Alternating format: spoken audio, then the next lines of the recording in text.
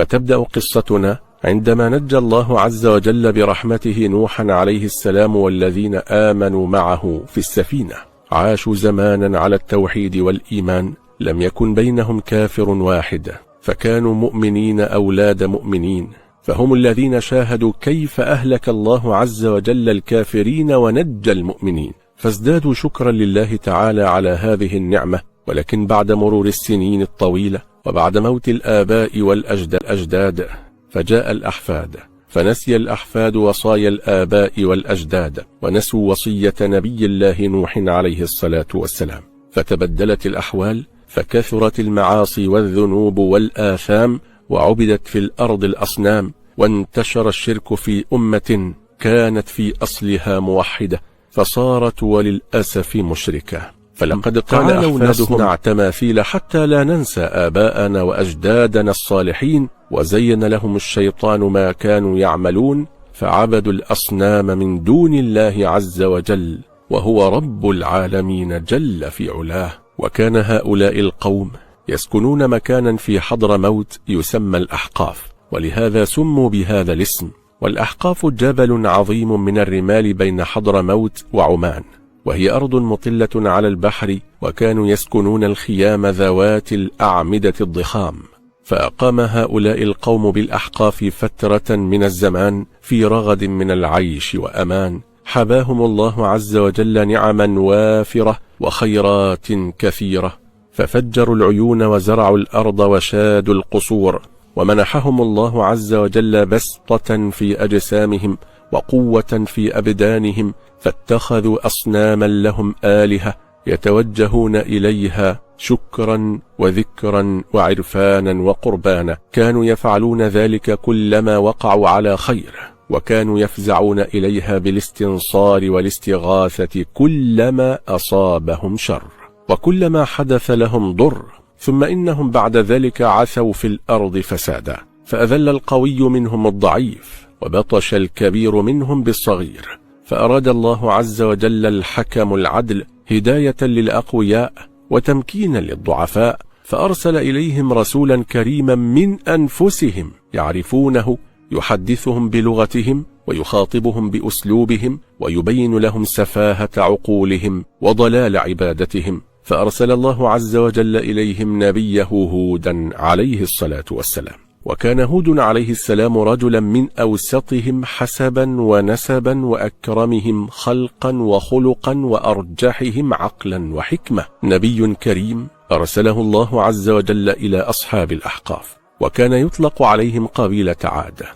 وكان قوم عاد بالأحقاف يعتمدون على مياه العيون المنتشرة بين كثبان الأحقاف ورمالها، وذلك مصداقا لقول الله تبارك وتعالى: واتقوا الذي أمدكم بما تعلمون، أمدكم بأنعام وبنين وجنات وعيون.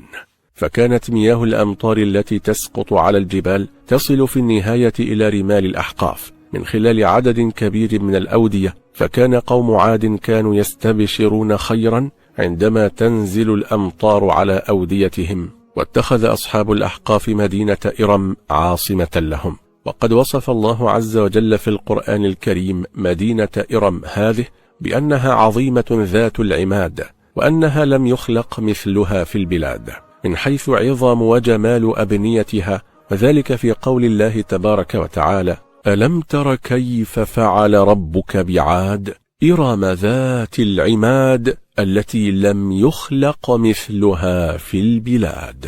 كما اتخذ قوم عاد من عبادة الأصنام ديانة لهم، فعبدوا أصناما كثيرة، وأرسل الله عز وجل إليهم هودا عليه السلام كي ينهاهم عن عبادة الأصنام والشرك. ورغم كل محاولات سيدنا هود عليه الصلاة والسلام المتكررة في إقناع قومه بترك عادات الجاهلية والتوجه لعبادة الله تعالى وحده لا شريك له، إلا إنهم أبوا واستكبروا واستهزأوا به ووصفوه بالسفه والكذب.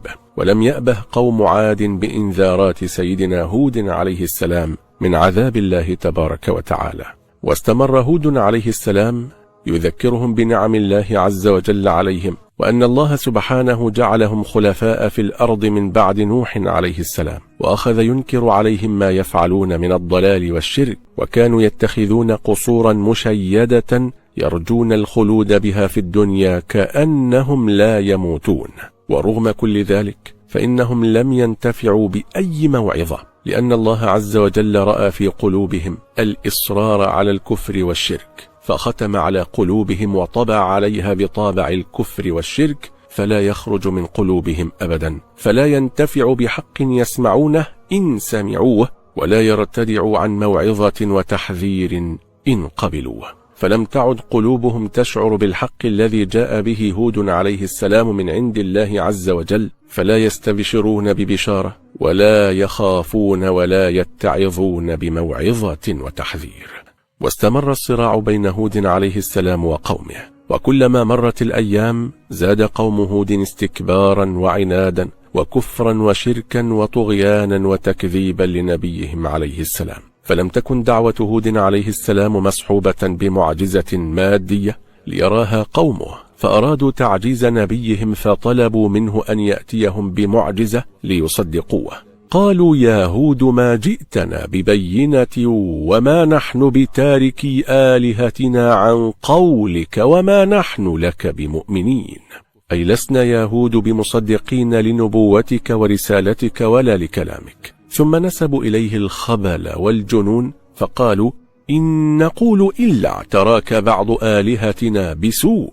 قال إني أشهد الله واشهدوا أني بريء مما تشركون.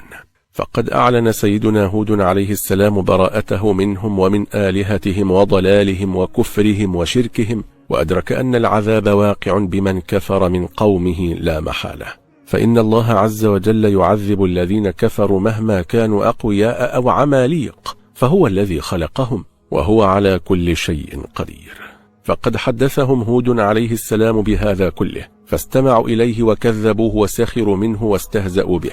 فلما استعجل هؤلاء القوم الكافرون العذاب قالوا لنبيهم قالوا أجئتنا لنعبد الله وحده ونذر ما كان يعبد آباؤنا، فأتنا بما تعدنا إن كنت من الصادقين. فانتظر هود عليه السلام وانتظر قومه وعد الله عز وجل، فبدأ الجفاف في الأرض، ولم تعد السماء تأتي بمطرها بأمر من الله عز وجل. فهرع قوم هود إلى هود وقالوا ما هذا الجفاف يا هود؟ قال هود عليه السلام إن الله عز وجل قد غضب عليكم، ولو آمنتم فسوف يرضى الله عز وجل عنكم ويرسل عليكم المطر فيزيدكم قوة إلى قوتكم، فاستغفروا ربكم يا قوم. فسخر قوم هود منه وزادوا في العناد والسخرية والاستهزاء والكفر والضلال، فزاد الجفاف واصفرت الأشجار التي كانت خضراء، ومات الزرع الذي كان حيا. وجاء يوم فإذا سحابة عظيمة تملأ السماء، وفرح قوم هود وخرجوا من بيوتهم يقولون هذا عارض ممطرنا. قال الله تعالى فلما رأوه عارضا مستقبل أوديتهم قالوا هذا عارض ممطرنا بل هو ما استعجلتم به ريح فيها عذاب أليم تدمر كل شيء بأمر ربها. فقد تغير الجو فجأة، فتحول من الجفاف الشديد ومن الحر الشديد إلى البرد الشديد القارس. بدأت الرياح تهب وارتعش كل شيء واضطرب، ارتعشت الأشجار والنباتات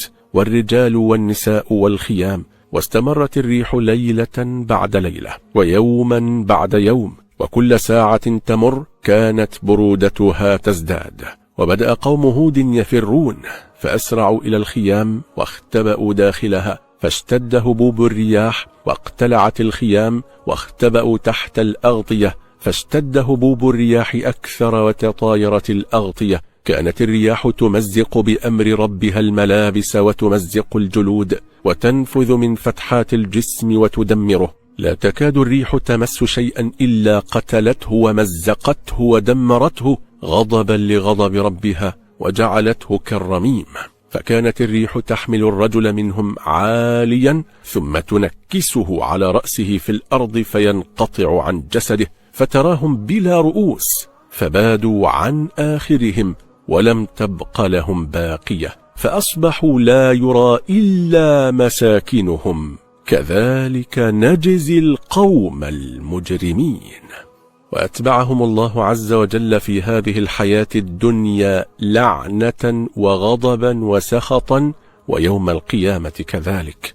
وقال عز وجل في هلاكهم وتعذيبهم: وأما عاد فأهلكوا بريح صرصر عاتية سخرها عليهم 7 ليال و8 أيام حسوما فترى القوم فيها صرعى كأنهم أعجاز نخل خاوية فهل ترى لهم من باقية. فقد استمرت الريح مسلطة على قوم عاد 7 ليال و8 أيام حسوما بشدة مستمرة لم تر الدنيا مثلها قط، غضبا من الله عز وجل وسخطا عليهم، فقد أهلكت القرية كاملة، فنجى الله عز وجل برحمته هودا عليه السلام ومن آمن معه، وأهلك الله عز وجل بعدله وحكمته الجبابرة الطغاة الظالمين الكافرين المجرمين. وهذه نهاية عادلة